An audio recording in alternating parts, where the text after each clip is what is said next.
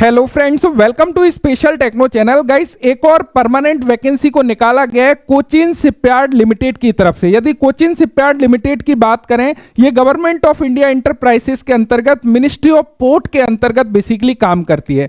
यहां पर लगभग हर ट्रेड की वैकेंसी को निकाला है। टोटल नंबर ऑफ पोस्ट 200 के ऊपर निकाली गई हैं, यानी कि 200 प्लस वैकेंसी आपको देखने को मिल जाती है। इस वीडियो में हम लोग डिटेल से डिस्कस करेंगे कौन से स्टूडेंट्स अप्लाई कर सकते हैं, प्रिपरेशन आप लोगों को कैसे करनी है, सिलेक्शन प्रोसीजर इन्होंने क्या रखा है, उन चीजों को समझ रहे होंगे। यहां पर आप लोग देख सकते हो, ये कोचिन शिपयार्ड लिमिटेड का ऑफिशियल एडवर्टाइजमेंट है। यहां पर आप लोग देखोगे वैकेंसी नोटिफिकेशन रेफरेंस नंबर मिल जाता है। आईटीआई वर्कमैन अपॉन 2025/6 डेट 5 जनवरी 2026 को इसको बेसिकली निकाला गया है। यहां पर ध्यान रखिएगा, जो कोचिन शिपयार्ड लिमिटेड है उसमें ऑल ओवर इंडिया के सिटीजन स्टूडेंट्स फॉर्म फिल कर सकते हैं, यानी कि कोई स्टेट वाइज नहीं है। ऑल ओवर इंडिया से आप किसी भी स्टेट से हो, इसमें फॉर्म को फिलअप कर सकते हो यदि आप एजुकेशनल क्वालिफिकेशन रखते हो। यहां पर देखिए अलग अलग क्वालिफिकेशन है, अलग अलग ट्रेड की वैकेंसियां हैं, उनको थोड़ा सा समझने की आवश्यकता है। सबसे फर्स्ट ऑफ ऑल, यहां पे फ्रेशर कैंडिडेट अप्लाई नहीं कर पाते। कोचिन शिपयार्ड में एक्सपीरियंस रिक्वायरमेंट होता है, लेकिन जिनके पास में एक्सपीरियंस है उनके लिए अच्छा मौका होता है। साथ साथ में ऐसे कैंडिडेट जिन्होंने कहीं पर ट्रेनिंग करी है, अप्रेंटिसशिप ट्रेनिंग की है, तो वो भी एक्सपीरियंस में काउंट किया जाता है। इस बात का ध्यान रखिएगा, स्पेशली कोचिन शिपयार्ड में। यहां पर सबसे पहले हम लोग यदि एजुकेशनल क्वालिफिकेशन एंड एक्सपीरियंस की बात करें, देखिए अलग अलग ट्रेड की वैकेंसी है। जैसे कि यहां पर वेल्डर, गैस एंड इलेक्ट्रिक की बात करें, आप लोगों की एजुकेशनल क्वालिफिकेशन में 10वीं कक्षा पास होना चाहिए। उसके साथ में आईटीआई आपने कंप्लीट करी हो, नेशनल ट्रेड सर्टिफिकेट यानी कि एनटीसी कंप्लीट होना चाहिए, एंड आपका all India national trade test यानी कि नेशनल अप्रेंटिसशिप सर्टिफिकेट भी आपका कंप्लीट होना चाहिए अपनी ट्रेड से। यानी कि आपने बेसिकली 10th कंप्लीट किया हो, आईटीआई कंप्लीट किया हो और अपने ट्रेड में आपने अप्रेंटिसशिप कंप्लीट किया हो, लेकिन साथ साथ में आपके पास में मिनिमम 5 ईयर का एक्सपीरियंस होना चाहिए, पोस्ट क्वालिफिकेशन एक्सपीरियंस, यानी कि आईटीआई के बाद का एक्सपीरियंस आपका चलेगा, अपनी रिलेवेंट फील्ड से एक्सपीरियंस होना चाहिए। यानी कि आपने जैसे कि एक आईटीआई के बाद में 1 साल आपने अप्रेंटिसशिप किया है, तो अप्रेंटिसशिप का भी एक्सपीरियंस काउंट होगा इन 5 ईयर में। उसके अलावा यदि 4 ईयर का एक्सपीरियंस है, आप अप्लाई कर पाओगे। देखिए एक्सपीरियंस कहां से होना चाहिए, या तो शिपयार्ड से हो, जरूरी नहीं है कि शिपयार्ड से ही हो, या फिर कोई भी इंजीनियरिंग कंपनी हो, गवर्नमेंट कंपनी हो, या फिर आप लोगों की सेमी गवर्नमेंट कंपनी हो, तो आप लोगों के पास में कहीं से भी एक्सपीरियंस है आपका चलेगा। ऐसा बिल्कुल भी जरूरी नहीं है कि ओनली शिपयार्ड कंपनी से होना चाहिए। कोई भी इंजीनियरिंग कंपनी है, गवर्नमेंट कंपनी है, सेमी गवर्नमेंट कंपनी है, और आपको अपने ट्रेड से रिलेटेड मैकेनिकल फील्ड में आप लोगों का एक्सपीरियंस है और आपकी मैकेनिकल ट्रेड है, तो आप यहां पर एलिजिबल हो और अप्लाई कर सकते हो। तो इसी प्रकार सभी ट्रेड में सेम क्वालिफिकेशन है। जैसे कि सीट मेटल वर्कर में आपने 10th कंप्लीट किया हो, सीट मेटल वर्कर से आईटीआई किया हो, साथ में अपनी ट्रेड से अप्रेंटिसशिप किया हो, एंड यहां पे भी मिनिमम 5 ईयर का एक्सपीरियंस सभी में बेसिकली मांगा हुआ है। अब देखो किस किस ट्रेड की वैकेंसी है और कितनी वैकेंसी है उसको यहां पर समझ लेते हैं। यहां पर देखो सभी ट्रेड में वेल्डर कम फिटर लिखा होगा, ये जो है पोस्ट का नेम है, लेकिन जो ब्रैकेट में लिखा हुआ है वो आपके ट्रेड का नेम है। यानी जैसे कि ये जो वेल्डर कम फिटर वेल्डर, तो यहां पे जो वेल्डर की जो पोस्ट है वो 40 पोस्ट इन्होंने निकाली है।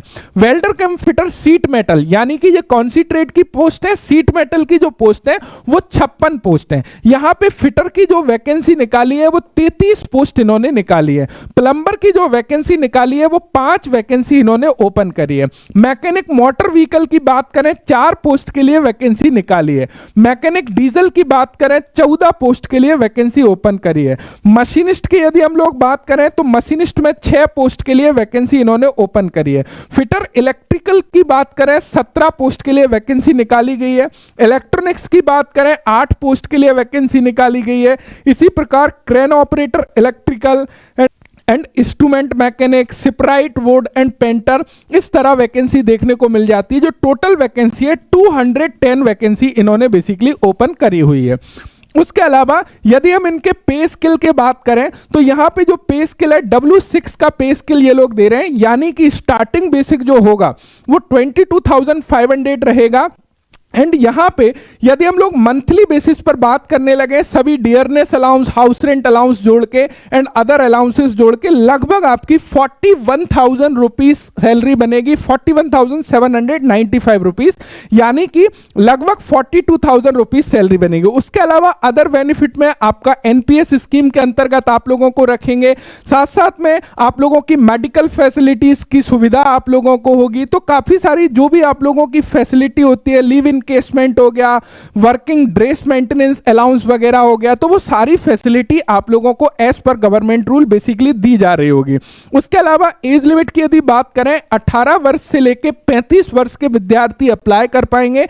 यदि आप कैटेगरी से बिलोंग करते हो तो आप लोगों को रिलैक्सेशन मिल जाता है। ओबीसी नॉन क्रिमिलियर कैंडिडेट को 3 ईयर का रिलैक्सेशन है एंड साथ साथ में 5 ईयर का relaxation for SC ST candidate आप लोगों को देखने को मिल जाता है, age relaxation. Method of selection, this is the very very most important part. इसको समझ लीजिएगा कि सिलेक्शन प्रोसेस क्या है।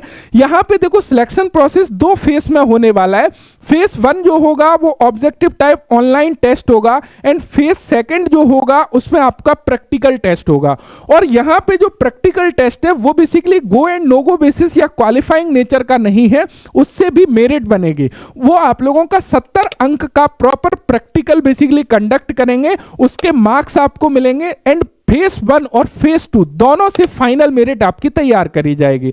अब देखिए सबसे पहले फेज 1 को समझिएगा। फेज 1 में आप लोगों का मेथड ऑफ सिलेक्शन में क्या रहने वाला है, फेज 1 में जो एग्जाम होगा उस एग्जाम में टोटल 30 क्वेश्चन आपसे पूछे जाएंगे 30 नंबर के, क्लियर है। और जो फेज 2 होगा इस 30 क्वेश्चन के लिए 35 मिनट का समय मिलेगा आपको। फेज 2 होगा वो प्रैक्टिकल टेस्ट होगा रिलेवेंट ट्रेड से, जैसे कि फिटर से हो तो फिटर का, इलेक्ट्रिकल से हो तो इलेक्ट्रिकल का, वेल्डर से हो तो वेल्डर का।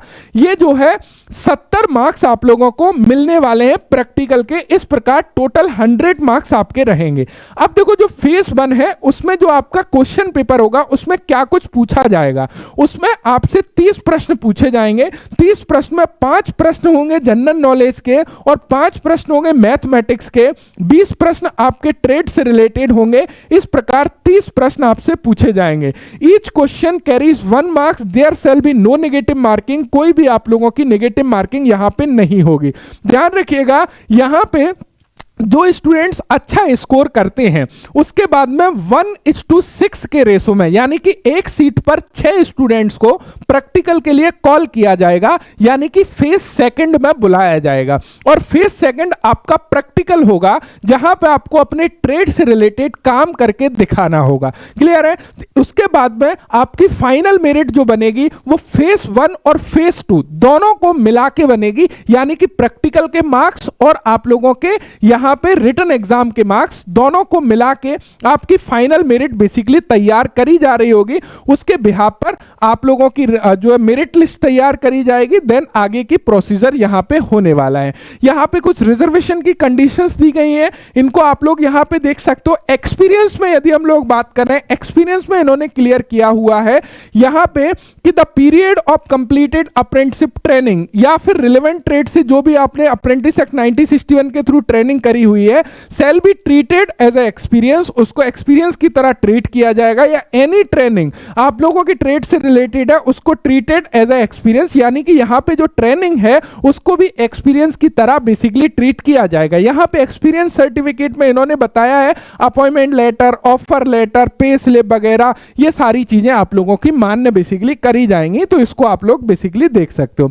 एप्लीकेशन फी की बात करें, यदि आप अप्लाई करते हो तो 700 रुपीस एप्लीकेशन फी है, लेकिन यदि आप कैटेगरी से बिलोंग करते हो जैसे कि आप एससी एसटी कैंडिडेट हो तो आपकी कोई भी एप्लीकेशन फी यहां पे नहीं लगने वाली है। ध्यान रखिएगा आप ऑनलाइन मोड में अपने फॉर्म को अप्लाई कर सकते हैं। अप्लाई करने के लिए इनकी ऑफिशियल वेबसाइट www.coachingshipyard.in पर जाना है, उसके करियर पेज में जाके आप इस फॉर्म को बेसिकली अप्लाई कर सकते हो। 6 जनवरी 2026 से इसके फॉर्म स्टार्ट हो चुके हैं, ध्यान रखिएगा।